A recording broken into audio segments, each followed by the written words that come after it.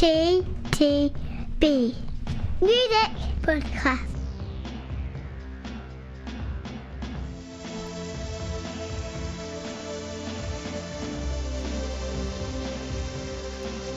Can you hear me?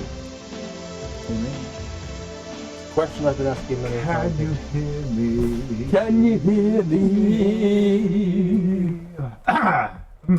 It sounds like what's the word I'm looking for? 2018. What are you doing over there? I know. Come in. The mics are all over the shop, and you're halfway across the room. I know. It's a new year. I like to, I like to play around with the things, the knobs and You the like to play with the knobs. and the stuff. Thank and, you very much. 2018. Oh. Yeah. Let's get the bromance going There we early go. on. Try January. Yeah. Right. Right. Let's park that. Music. Music. So Justin Timberlake, he was sorry. We're back to it's a new year, It's the new year. new music. Regular listeners, and I believe there are still a few of you listening, Thanks. will know that Thank the you. start of the year means we do look at the BBC sound of whatever year it is, choices for the top 5 and winner, which we will do at the end of this podcast. Yeah. But we have 4 actual new albums to look at as well, which are Cabello, Joe Satriani, What Happened Next, Black Rebel Motorcycle Club, Wrong Creatures, and the President Lincoln, Pilgrim and Aliens, the last of which is a request from a friend of ours. So let's start with pop. I think definitely say it's pop, with the debut solo album from Cabello, who used to be a member of US X Factor winners, Fifth Harmony. Harmony. I know Fifth Harmony because they appear. I can't remember now if it's Barbie Life in the Dollhouse or Lego Best Friends Forever, Lego Friends, but it's one of the two. So I'm glad to know popular that. also. I'm glad to know that their work has been used in popular. in No, they actually popular culture. appeared in the show. Oh, they appeared in Either as plastic Barbie-esque dolls or plastic No Lego. comment. Anyway, Yeah. no comment. I'm kind of hoping it's the latter, frankly. So that's my Fifth Harmony tale. I want to go to work. What did I think? Sorry. What did I'm getting ahead of you there. What did I think of this album, you ask? I haven't asked that, yes. Yeah, okay. So it's alright. I mean, okay, let's break it down a bit further. Let's break it down. Break it down. And this is classic Breakout. If Breakout from a girl band, an American girl band, was a genre, this would be a classic of the oeuvre. It's got all the right beats, hasn't it? It's got the pop one, the sad one, the mellow one, the slightly different one, maybe involving guitars, the one that's a bit R&B, and then it's got a remix of the pop one again at the end. Yes. Yeah, and I have to say, Never Be the Same, particularly the radio edit, features track 11. That's alright, it's a decent pop tune, quite like it. And there's quite an interesting cover of Havana on here as well, which Well, it's a kind of new song without being a new song. without being a new song, which is on here too. And yeah, there we go. That's my review. Succinct as always. Go on. No, Do you want to expand on that? I do actually. I was quite surprised with that. I didn't mind it at all. What I thought. Well, I didn't say I minded it. What I thought was good is the fact that I think it manages to avoid falling into the trap that's been my main criticism of pop albums in the last 2 years, which is it. Yes, I am speaking to you, Taylor, Katie, et al. Which is, I think it avoids chasing that kind of homogenized R&B Yep. sound that Yep. everyone's doing. Which everyone's doing. So I quite like that, despite the fact that it's got quite a lot of producers involved in it and stuff like that, that they all seem to have bought into kind of almost taking a step back and not throwing the kitchen sink at Yeah. everything. They've kind of gone, okay, let's try and keep the instrumentation as simple as possible and just try and, dare I say it, try and let the songs stand on their own two legs. And I think the result of that is it's quite a short album, as I said, Which I liked. 35 minutes, absolutely. And I think that works to its credit as well. The fact that I think that means it doesn't get to that point where you're thinking, okay, this is starting to annoy me. It's the goodwill that it builds up in being quite creating that kind of likeable kind of Latin influence kind of pop record. It doesn't get to that point where it starts pissing you off and you're thinking, oh my god, we've had an hour of this. Yeah. It's all the songs are about 3 minutes, three classic kind of like just over 3 minutes long, stuff like that. And at times it was well. I like you mentioned the radio edit of Never Be the Same. Yeah. I actually quite like. You like the original? I like the original, which kicks off the record. Yeah. That Havana itself, obviously the song, which is not impossible to escape. If you put a radio on in the last 3 months, you will have heard this song everywhere, whether you wanted to or not. Is not. it a cover? No, it isn't, but it is. Yeah. But also, I think that there's a couple of ballads on the album that I think are also really, really good. Consequences and Something's Gotta Give, which I think are both really good pop tunes and good pop ballads as well. So I think considering, the fact that it is hey, I've been in a girl band, this is my debut solo album. Although I suppose if we looked at bizarrely, looked at the One Direction kind of things, they've all managed to produce reasonable. This is true. Solo albums. Different degrees whether you like the actual music or not, but none of them's delivered an album that has been critically rubbish. Yeah, kind of hammered. It's like the third one for me, 17. Yeah. Doing an album 20 years ago. They've all seemed to have kind of like churned out records that people have gone, actually, that's quite credible. That's right. And I think this kind of fits into that. I think, I said it's short, it's sweet. An album that I wouldn't object to having a small child wouldn't object to having to be forced to listen to over and over. No, that's fair. That's fair. And I think actually what you've touched on there is that these bands are now so well produced, not overproduced, but so well produced that actually when they do start to go their separate ways and forge individual careers, the fact that they were plucked as individuals and put into a package in the first place, indeed, yes, and speaks volumes for the people that did that. That clearly have an eye for talent. And there were songs. Apparently, Ed Sheeran chucked her a song which didn't make the album and various other things that apparently she rewrote almost totally. But that man's prolific. He is, it's quite astonishing. 2 number ones over Christmas. I remember. There are a few in there. I have no idea. Yeah. Don't do charts. It's not short if you could. I think it's safe to say. Should we move on? Let's move on. Yes, we move on to the 16th solo album from Joe Satriani. What happened next? And it's an interesting one for me. I remember when Joe Satriani's actually it wasn't his first album. It was the second album. Surfing the Alien came out back in '87, which I bought and I really liked. And around that same time that came out, I think, well, maybe a couple of years before, I remember reading an interview with Steve Vai. And he was talking about, I think it's when Steve Vai was playing with David Lee Roth, and he was talking about what he was doing and stuff like that. And at that time, he was still taking guitar lessons with Joe Satriani, off and on, despite the fact, Joe Satriani had taught him to play when he was 13. But even though he had become established and was someone that people were already kind of going, we are not worthy to. He was still thinking, there's still stuff I can learn. Wow. And I always kind of liked that. I was amazed at that kind of time, thinking, oh yeah, fine. And I think Joe Satriani also taught Kurt Hammett of Metallica as well. Great attitude. So a guitarist of renown, say the least. As we said, over the last decade or so, the stuff that Joe Satriani's released has been kind of washed over me. Although I think me and cousin Paul did go and see him live a few years back. Did you? And he was good. because as I said, he can play the guitar. Yeah. But off the back of that, I had no desire to kind of get any more records and stuff like that.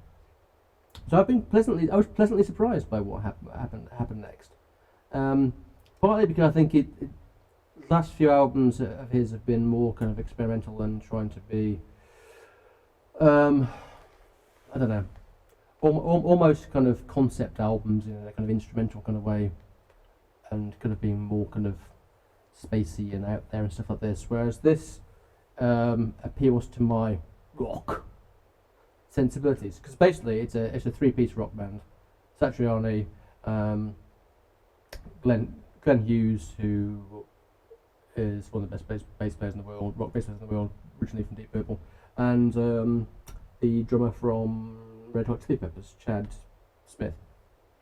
And I think for the purpose of this record, I think it works really well. You've got an album that kicks off with a song called Energy, which is full of energy in a classic rock kind of way.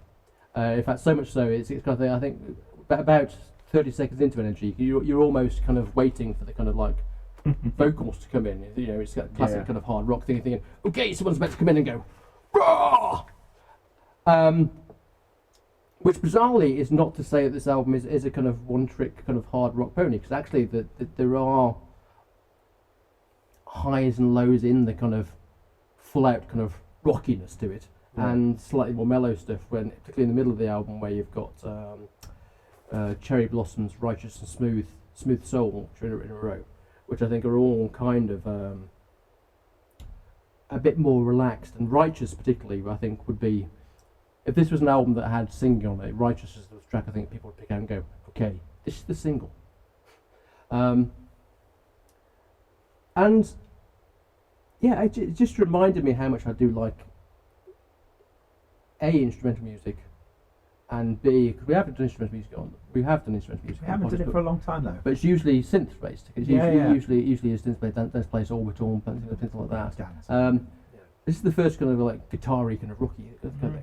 And this album just really worked for me. And it's one of those classic things when I think actually the latter half of the album is the better half of the album. Yeah. So from Looper, which is track 8, Looper, What Happens Next, title track, and Super Funky Badass particularly, I think are just really, really cool songs. So yeah, it kind of, for me, it kind of rattles along. It's 51 minutes, rattles along, and thoroughly enjoyable. Thought you'd say that. I thought you'd say all of that. Yeah, I had to be predictable. I mean, for me, I'll be honest, I struggled a little more with this, but as you say, I struggled a little more at the beginning of the album. It was a couple of tracks in before I sort of found my own groove with it. Yeah. And we completely agree with that latter statement you made, that the sort of final third rushes through at quite a pace, but is actually very enjoyable, very listenable to as well. Yeah. And I don't know, by this point I'd listened to the album a couple of times. I actually found I was really quite getting into it. It was kind of, there in the headphones or whatever. And it's sort of the fact that it's, purely instrumental, pure rock. It kind of washed over me, but in a enjoyable sense. So thoroughly enjoyed listening to this album the second time, particularly that final. Because I knew you would cover that in such expert detail. I did do a quick little, on the internet, and I had to say Google search. I don't know what you were thinking. I didn't realize he has this thing about sci-fi, and he names his tracks after sci-fi sort of themes and memes, and you got Looper on here, obviously. Thanks. That's Peter's fact. Thank you very much. She borrowed from somewhere else. Thank you very much. So, next up, the 8th studio album from a band who have been going 20 years now. Amazingly, Black Rebel Motorcycle Club. And a band I believe that we have seen live. Yeah.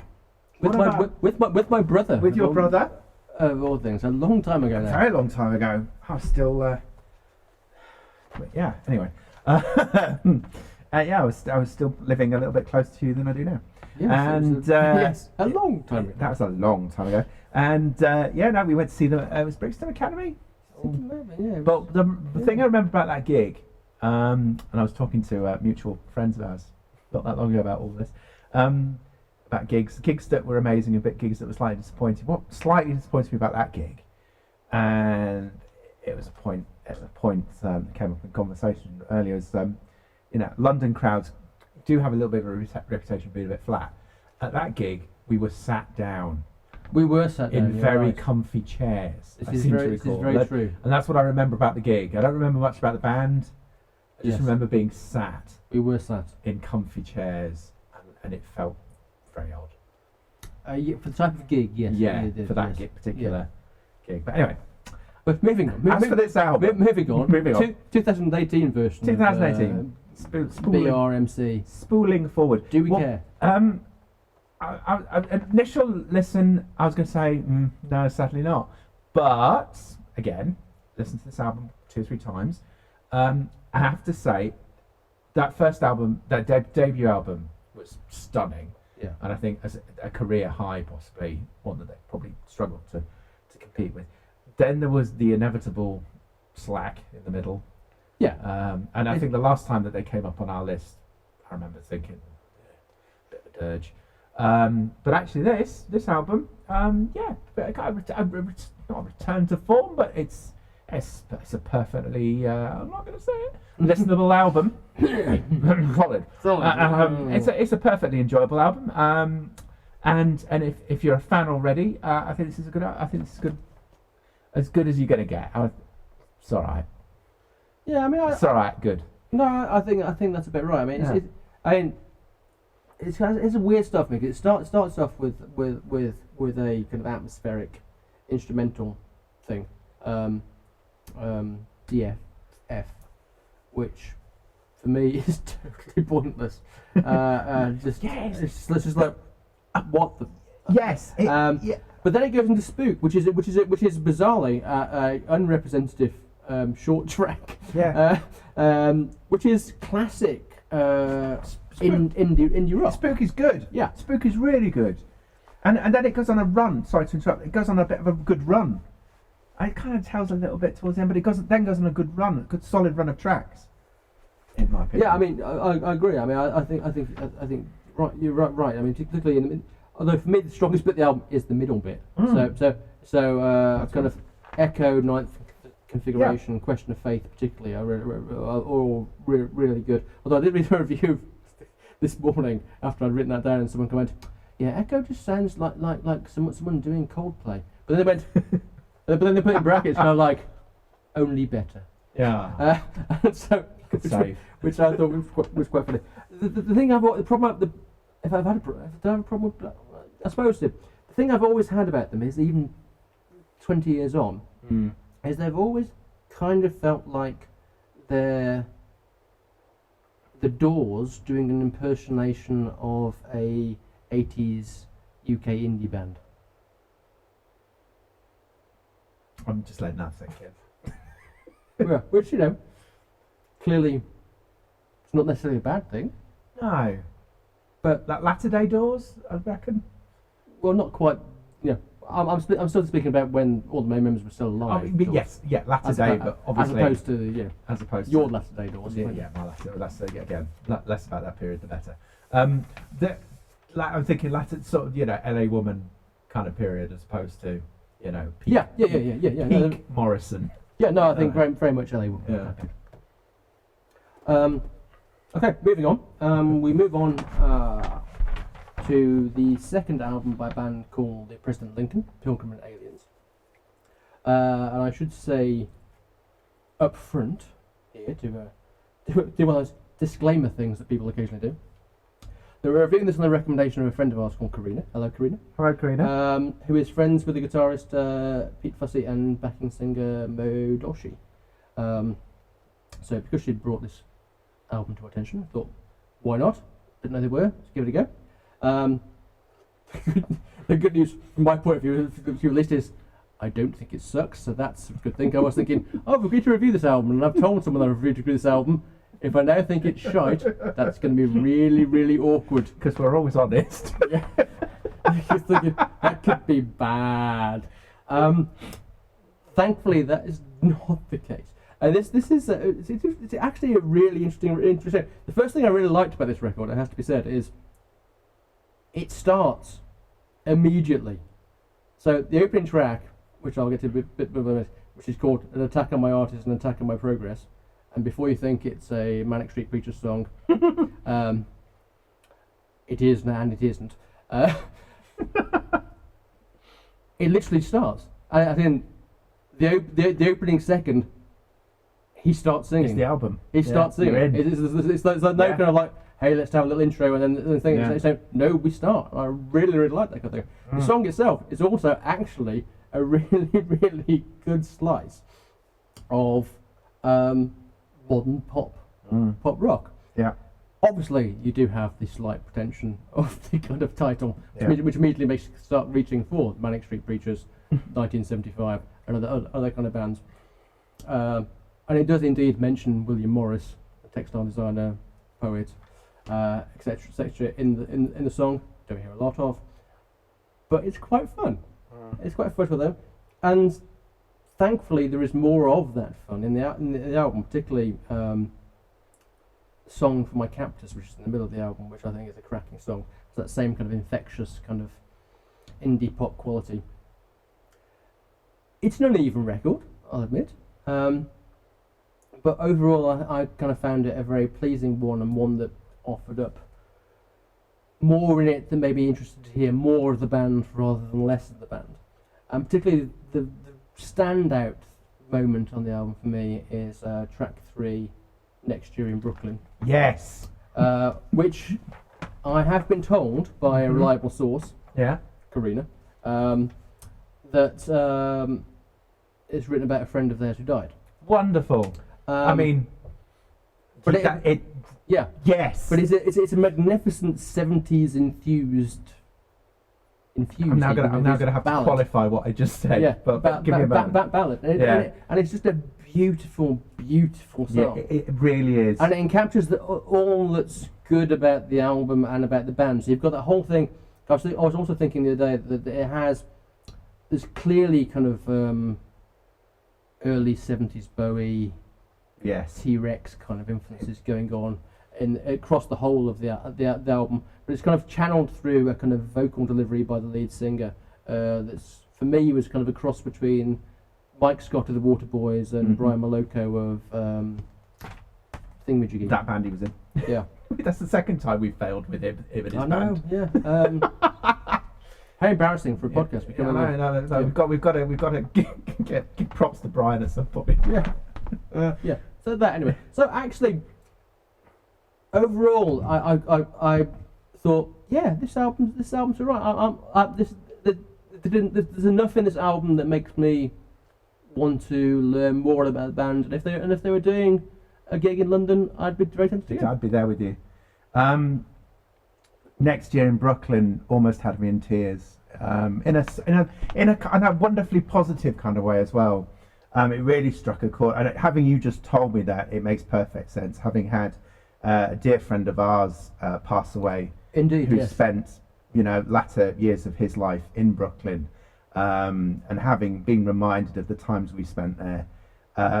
It was just such a warm hug of a song for me. I really enjoyed that song, and now I know why.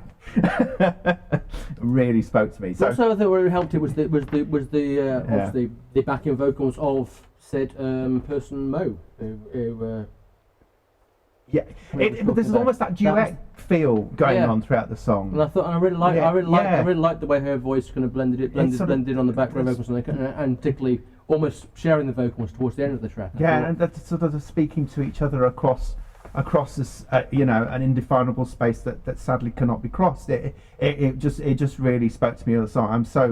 I'm so wonderfully, I feel fantastic for learning that. Thank you for that. It's very hard for me now to focus on the rest of the album. I was going to say Next Year in Brooklyn is a wonderfully delightful song, as is Patricia as well. Patricia's very nice. Really like towards the end of the song. Towards the end of the album. This is it's quite. We do this month in month out, and we find albums, and sometimes people throw us a curveball or suggest something, and actually this has been an absolutely brilliant I mean, it's already my album of the podcast. It also reminds Spoilers. It also reminds me a bit of actually the Leisure Society.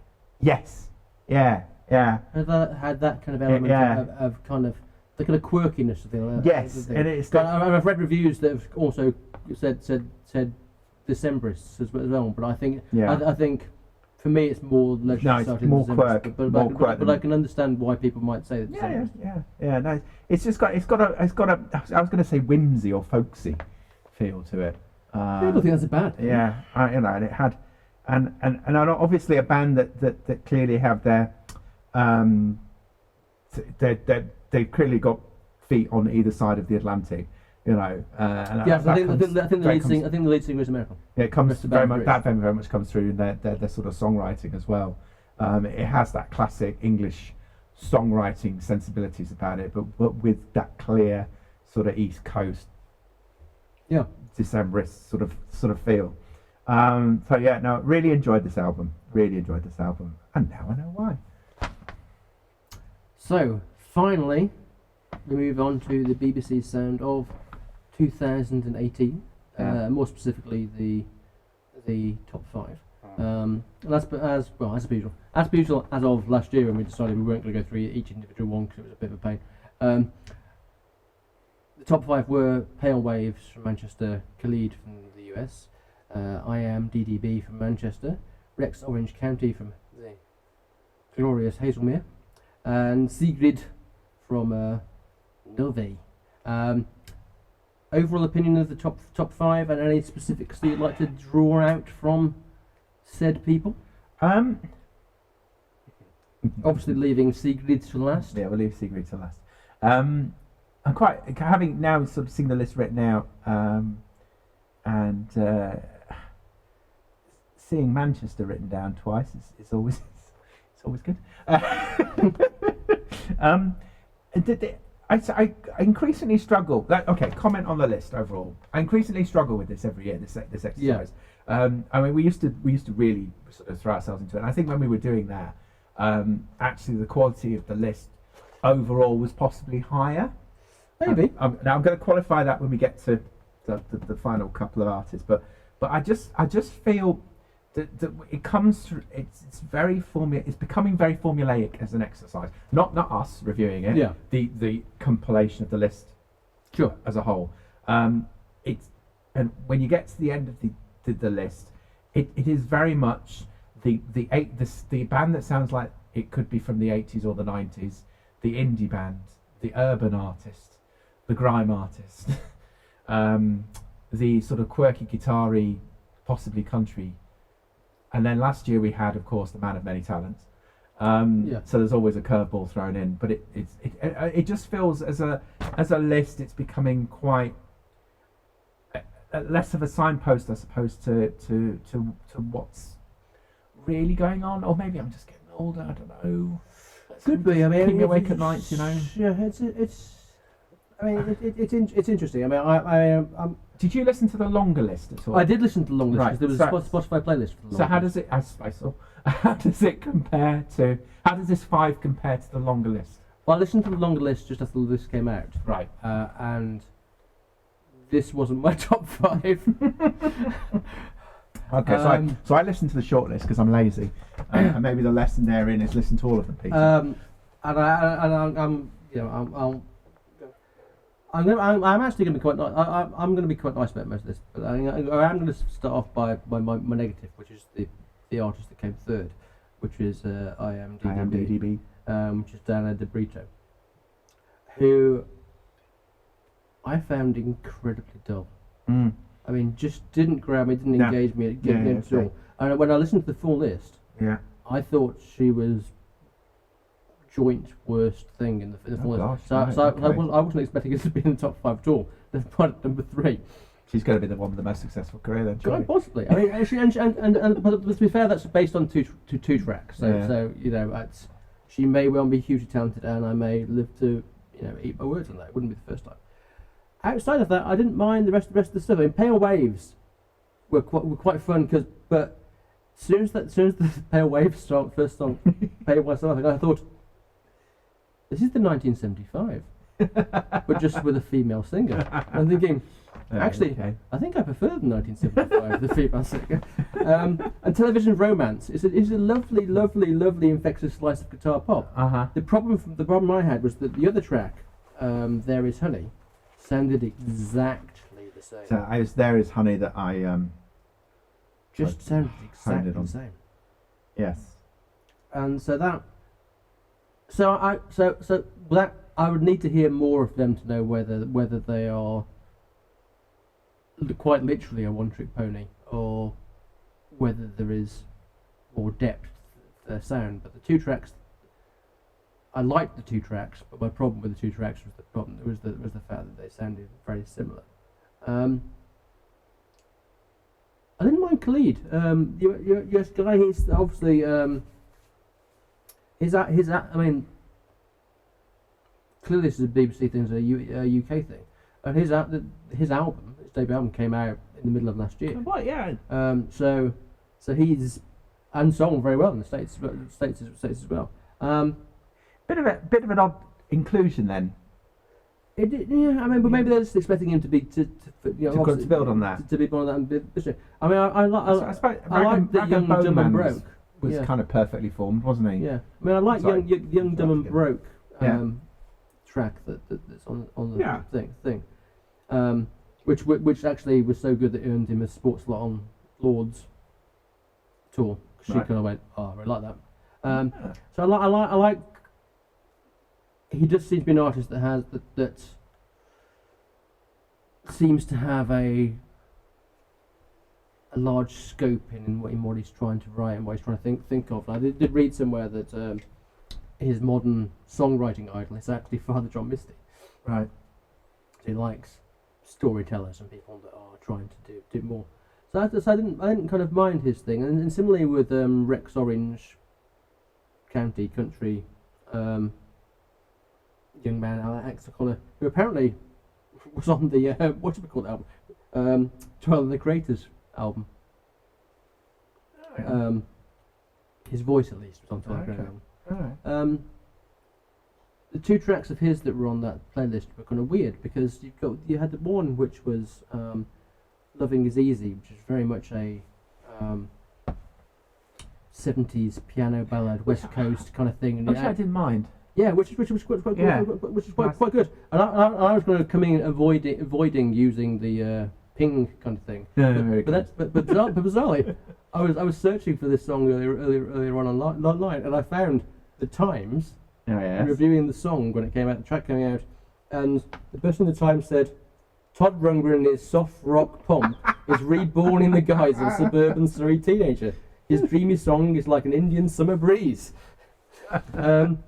But then it's really weird and makes me kind of interested in him more. Yeah. Is the fact that Edition, which is the other track that was on the thing, totally different. Yeah. Very much a modern contemporary kind of thing that has a slight kind of R&B kind of into it, and it's almost like a different artist altogether. Well, that's interesting. Yeah, well, as I said, I didn't really like that track. No. But it made me more interested in him as an artist because I kind of think, oh, hello. Actually. Very good. Is there actually something more going on here that actually could make it really, really interesting? As with all these things, I guess time will tell. But obviously the winner, and for me a very deserved winner, was Sigrid. And I'm going to say now, if I get to the end of the year and there's a better pop song than Strangers, I'll be genuinely shocked. So I think it's a work of genius. I'm so relieved to hear you say that, Skull. It is a work of genius. I do believe that I texted you earlier. You did text me earlier, yes. To say that I just listened to Sigrid's. It was Strangers, and I think in the words of. And it wasn't Alan Partridge, but it was certainly Steve Coogan. Sigrid is my song of the year. Everything else is a footnote. Yeah. Yeah. But what pleased me, this is a genuine thing. I'm genuinely looking forward to her album because the other track that's available for us to listen to on something was "Don't Kill My Vibe," which is also really good. Really good. And again, she's got a variation in depth of style as well. Because I instantly, and hey, this hasn't happened. Only happens every blue moon. We had one recently. As soon as I heard this song, I was like, my God, who's this? Right, I need to know more. Yeah. And I love it when that happens. Yeah. And you're just like, I've got to know more now about this artist and everything that I should have been gemming up on the last couple of weeks, but I haven't. And I spent the rest of my train journey sort of going through anything that was available on Spotify, you know. And I think when the album comes, it's going to be very interesting indeed. Yes. So you can only let us down from this point. This is it. Now, I'm afraid, can you survive the trauma of letting down the CTTB podcast the absolute with its 10 disappointment of the listeners? debut album? Can only beckon. Until then. I think we should finish there. Until then.